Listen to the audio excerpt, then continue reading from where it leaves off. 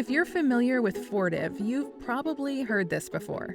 For you, for us, for growth. That's what's called an employee value proposition, a sort of promise that Fortive makes to its teams. And it's a good one, right? It's people-focused, optimistic, and forward-looking. But what exactly does it mean? Like, who specifically is you? Is it you, the employee? You, the customer? You, the general public? And then who's us?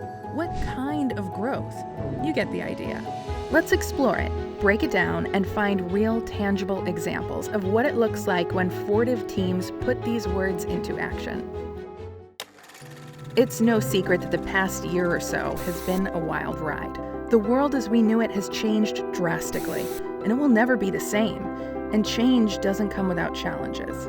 In spite of these challenges, or maybe because of them, folks at Fortive found ways to support and learn from each other, to prioritize culture and community, to be there for the you in their lives. For you means family to me. I was a new employee and I had only been here for 3 months and my dog had passed away. And not too long after that, my mother passed away. So within 1 year, I had a lot of loss. And not one time did I worry about the work that I was leaving behind to go take care of those situations. So, for you, means being there for your teammates, your coworkers, but also the ability to be there for your family. It's a culture of seeing each other as whole human beings and striving to be there for each other in the ways that count. But in times like these, when social isolation is the order of the day, how does a you-focused culture thrive? Or even exist? One of the outstanding EFRG events that stood out to me this year was one put on by the Fortive Black Outreach Group. And it talked about code switching, where you change the way that you communicate and engage with one another depending upon who they are or what experience they've had. And if there is no group for a community you're a part of, you can form a new one. I helped found Alianza because I thought it was a great opportunity to get to know other people that identified as part of the Hispanic, Mexican, or Latinx cultures.